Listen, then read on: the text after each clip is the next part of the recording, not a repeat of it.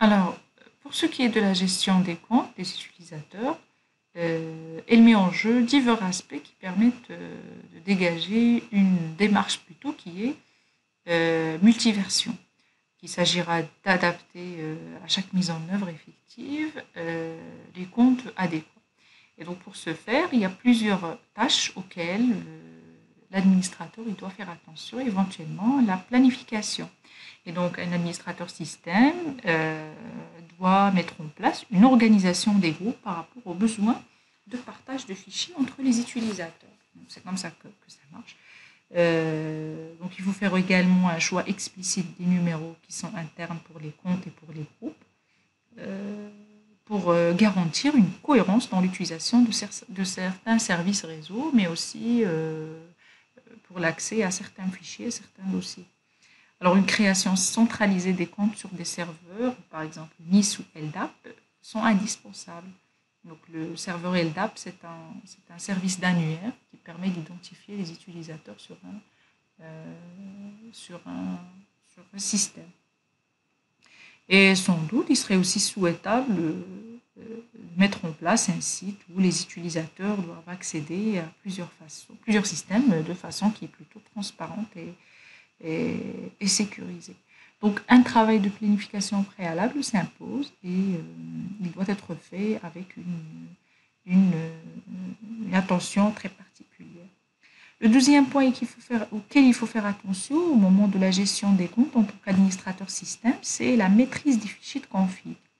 Et donc l'administrateur, il doit prendre le temps d'étudier dans la documentation du système le détail des divers fichiers de configuration spécifiques à la version concernée. Et leur maîtrise complète va lui permettre de connaître les possibilités offertes par la version, notamment en ce qui concerne une gestion bien sûr qui est sécurisée et efficace. Bien évidemment, pour le /etc/password, le /etc/user, le /etc/group. Pour ce qui est des fichiers de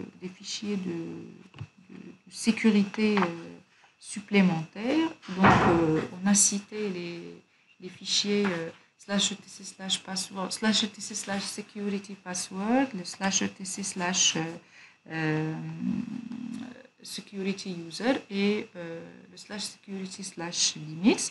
Ça, c'est valable pour les systèmes Linux et Solaris.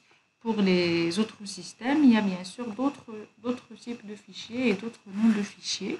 Et donc, comme je viens de dire, il faut faire attention, il faut aller chercher la documentation officielle de la distribution si vous êtes sur Linux, de la version si vous êtes sur Unix, et lister les différents fichiers de configuration et les lire leur documentation pour pouvoir bien gérer les utilisateurs.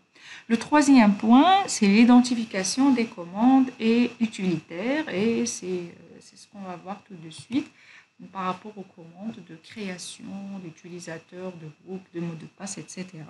Et donc, même si d'anciennes commandes ou habitudes le permettent, alors les fichiers de config ne devraient pas être édités directement. C'est un réflexe à éviter. Ce qu'on vient de faire tout à l'heure, le vi/etc/password, le vi/etc/group, donc ce n'est pas quelque chose qu'il faut faire pour créer des utilisateurs. Donc chaque version il propose des commandes officielles de gestion ainsi que des utilisateurs interactifs dans le cadre des menus d'administration, si on est sur un outil d'administration, Webmin ou autre. Alors, comme dans le point précédent, ce qui concerne la maîtrise des fichiers de config, l'administrateur doit prendre le temps d'étudier la documentation de référence pour être capable d'effectuer les opérations via ligne de commande traditionnelle en utilisant des commandes. Et si ce travail d'étude a été effectué, les menus interactifs ne seront plus clairs et l'administrateur pourra constater que certains paramétrages avancés ne sont pas toujours disponibles dans le cadre de ces menus et qu'avec les commandes, il peut faire beaucoup plus. Il y a aussi, donc là, pour les commandes, puisqu'on a parlé des commandes, on liste les commandes principales. Donc, comme vous le voyez sur ce slide, donc il y a la commande et sa définition. Et bien sûr, pouvez à chaque fois taper le man pour cette commande et voir encore plus avec les options qui vous donne votre distribution. Alors, on a le password non user, password espace non user. Donc, ça permet le changement du mot de passe de l'utilisateur donné en argument. Donc, le password -d non user, il supprime le mot de passe de l'utilisateur. Le password -l non user, il verrouille le compte. Donc, ça devient un compte verrouillé. On a dit qu'un compte verrouillé, c'est un compte que vous allez trouver dans le fichier /etc/ /shadow avec un point d'exclamation. Le password -f nom d'utilisateur, il force le changement de mot de passe à la prochaine connexion. C'est là où l'utilisateur il va recevoir un message qui va lui dire vous êtes obligé de changer votre mot de passe. Ça, c'est par rapport au mot de passe. Par rapport aux utilisateurs, et bien sûr, j'aurais dû commencer par les utilisateurs avant les mots de passe, mais ça revient au même. Il y a le user add. Donc, c'est l'ajout d'un utilisateur ou bien add user parfois. Donc, vous testez user add si ça marche user add. Donc, c'est bon. Sinon, c'est add user. Et bien évidemment, tapez avant de faire quoi que ce soit, tapez man user add. S'il vous dit commande non reconnue, alors là, vous allez mettre man add user. Vous allez voir ce que ça donne et vous allez l'utiliser. Alors, la commande user mode, c'est pour la modification d'un compte utilisateur. Donc, ça permet de modifier le nom, de modifier des informations concernant l'utilisateur. User del, c'est un peu sensible, c'est pour supprimer l'utilisateur. Et là aussi, parfois, vous allez trouver del user. Donc là, toujours, même astuce, man user del ou bien del user. Groupe add, donc ça permet l'ajout d'un groupe. Groupe mode, c'est pour la modification d'un groupe. Et groupe del, c'est pour la suppression d'un groupe. Donc ça, c'est par rapport au troisième point. Pour le quatrième point des gestions des comptes, c'est les valeurs par défaut. Et donc, en liaison avec les points précédents, on vient d'identifier où sont indiquées ou comment sont déterminées les valeurs par défaut de certains attributs. Et ceci va permettre d'alléger la syntaxe des commandes et éventuellement de modifier ces valeurs génériques pour les adapter à ses besoins particuliers. Et donc, il faut voir les métaconfigurations de système, dire où se trouvent ces informations-là. Pour ce qui est des fichiers prototypes, il y a aussi des fichiers prototypes. Donc, lors de la création d'un compte, il est très recommandé de copier automatiquement un certain nombre de fichiers d'initialisation dans le répertoire du nouvel utilisateur. Et donc, chaque utilisateur, il prévoit cette possibilité et il faudra donc identifier l'endroit par défaut où se trouvent ces fichiers que l'on appelle des prototypes. Et il sera sans doute nécessaire d'améliorer le contenu de ces fichiers de base, voire d'en ajouter certains pour dire que l'utilisateur il est à jour et il est créé correctement. Pour ce qui est de la gestion des mots de passe, donc il faut mettre en place une politique de gestion des mots de passe. Et sous Linux, comme ailleurs bien sûr, donc un point essentiel est la sécurité du système en question. Et donc on a la commande password. Une fois elle est utilisée par le root, donc il est doté de nombreuses options permettant de choisir sa stratégie lors de la création d'un compte. Donc bien sûr, là encore une fois, je dis tapez man password.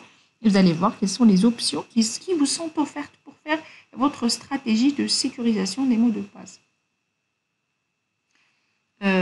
Alors, on n'a soit pas de mot de passe, donc mot de passe imposé, mot de passe choisi par l'utilisateur.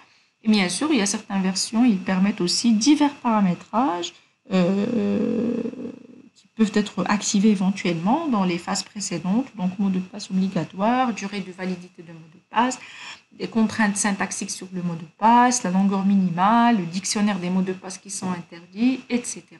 Donc ça, c'est les 6 points essentiels pour la bonne gestion de mots de passe pour les comptes au niveau de Linux. Il y a aussi des commandes qui permettent la vérification de votre administration pour votre gestion de compte, éventuellement le PWCK. Donc, ça permet de vérifier la cohérence des mots de passe des comptes. Ça permet la vérification des comptes, à savoir vérifier est-ce que le /etc/password, il est bon. Alors, comme je viens de dire tout à l'heure, cette arborescence de fichiers /etc/password /etc/group doivent être, avec d'autres fichiers éventuellement de configuration, il doit être recopié chez chaque utilisateur à part. Et donc, ces commandes-là, ils vont permettre la vérification de cohérence. Est-ce que c'est synchrone entre utilisateur et administrateur? Le gr-pck, donc ça permet la vérification groupe CK, donc ça permet la vérification de cohérence de /etc/groupe. Donc si on a un problème ou bien on veut juste faire une vérification, on peut taper le pwck pour les comptes et le groupe grpck pour les groupes. Et puis il y a la commande finger qui vous donne des informations sur un utilisateur donné. Il y a la commande sous qui permet de se connecter à un compte. Okay, donc là, si on met la commande sous, vous pouvez switcher entre les différents utilisateurs. La commande ID, il permet de connaître son identité. Je suis connecté en tant que qui? Parce qu'en tant qu'administrateur, vous allez tester certaines choses sur un utilisateur, puis sur un autre utilisateur. Et là, évidemment, il faut savoir quel est l'utilisateur en cours. Il y a aussi la commande CHSH. C'est la commande qui permet de changer de shell au niveau par rapport à un utilisateur. Si je veux synthétiser l'ajout des utilisateurs, donc la création d'un utilisateur consiste d'abord à rajouter une ligne dans /etc/password, même si là encore j'insiste, c'est pas le bon réflexe de créer sur des fichiers. Il faut plutôt utiliser la commande parce que la commande quand même faire certaines choses automatiquement et fait la synchronisation. Mais les étapes sont comme suit. Le rajout d'une ligne dans le /etc/password, le rajout d'une ligne dans le /etc/shadow, le rajout des informations dans /etc/group, créer le répertoire personnel et mettre à jour son contenu avec le /etc/skel. Donc c'est le répertoire qui permet la mise à jour ou bien la copie du répertoire personnel, changer les permissions et le propriétaire du répertoire personnel et changer le mot de passe. Bien sûr, ces deux-là, en utilisant show pour le changement en utilisant chmod pour le changement des permissions et la commande password pour changer le mot de passe. Et donc,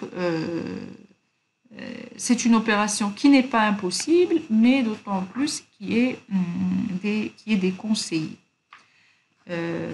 Alors, un autre point, il y a des opérations que l'utilisateur il peut faire lui-même pour administrer son compte. Donc, une auto-administration.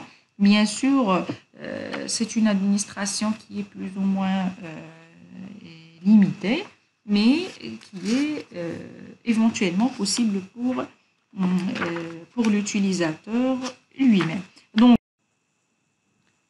alors, pour ce qui est des actions que l'utilisateur peut faire par lui-même, ça concerne son propre compte et aussi ça peut concerner quelqu'un d'autre et je vais vous expliquer comment. Alors, il peut éventuellement changer son shell de connexion, il peut changer ses informations personnelles, il peut changer de groupe principal et il peut prendre l'identité de quelqu'un d'autre, si bien sûr il est autorisé à le faire. Alors pour ce qui est de changement de shell, il y a la commande CHSH. Donc la commande CHSH, il permet à l'utilisateur de modifier définitivement jusqu'à la prochaine commande CHSH de shell de connexion. Il ne peut pas choisir n'importe quoi, donc le shell ou toute autre commande doit être présente dans le /etc/shells, comme on l'a vu. Cette liste est accessible via le paramètre "-l" de cette commande et la modification est faite de /etc/password. Seul le root a le droit de la modifier pour d'autres utilisateurs et le nouveau shell est précisé avec le paramètre "-s". Alors pour ce qui est de changement de commentaire, donc la commande du fichier /etc/password peut être modifiée par l'utilisateur à l'aide de la commande chfn. Il est préférable bien sûr de l'utiliser de manière interactive, donc avec un passage de paramètres en mode non interactif. actif, il est réservé au root, avec possibilité de contrôle, mais c'est possible, donc l'utilisateur en faisant CHFN, il va avoir la possibilité d'ajouter le commentaire. Il y a aussi la possibilité de changement de groupe principal. Donc là, c'est la commande New Group.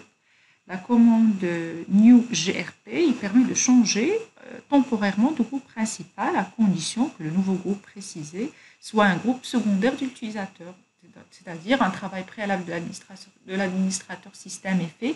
L'utilisateur, il a déjà un groupe, il est déjà inscrit dans un groupe comme ce groupe secondaire. Et lui, il peut switcher entre son groupe principal et ses différents groupes secondaires. Et donc, l'utilisateur dispose du mot de passe du groupe, utilisé seul. Donc, la commande du groupe, il revient au groupe d'origine, si on ne fait rien. Donc, mais si on fait la commande new group avec le mot de passe du groupe en question, et donc là, on peut avoir, pardon, c'est pas le mot de passe, c'est le GID, c'est le numéro du groupe. Si on a le numéro du groupe, donc on peut faire la modification temporaire. Il y a aussi, on a dit, le changement d'identité. Donc l'utilisateur, il peut endosser le temps d'une commande ou de toute une session. L'identité d'une autre personne, il s'agit généralement de root, car vous savez qu'il ne faut jamais, ou au moins éviter, de se connecter en permanence en tant que root. Donc, pour les tâches administratives, il faut pouvoir devenir root, mais pour le reste, il faut ne pas être root. Et cette commande, c'est la commande de SU, ou la commande de sous. C'est pour substitute user. Donc, elle permet à tout moment d'ouvrir une session ou d'exécuter un shell ou une commande donnée avec une autre identité. C'est une commande que vous allez régulièrement utiliser en faisant les deux manipulations. D'abord, tapez ID, vous allez voir quel est votre ID. C'est votre UID 0, alors vous êtes root. Sinon, vous pouvez mettre sous mot de passe et en mettant votre mot de passe de root, vous êtes automatiquement authentifié en tant que root. Alors là, notez aussi que vous pouvez également écrire echo logname et echo $logname. Donc la variable $logname et $user, ils constituent les informations contenant l'utilisateur en cours. Et donc vous pouvez les afficher et comme ça, vous allez voir quel utilisateur vous faites et avec le sous, vous pouvez changer. Quoi d'autre? Donc il y a aussi la commande SG. Substitute group, il est identique à SU pour substitute user, mais il prend un nom du groupe en argument. Donc, il faut mettre SG, le nom du groupe auquel vous voulez switcher.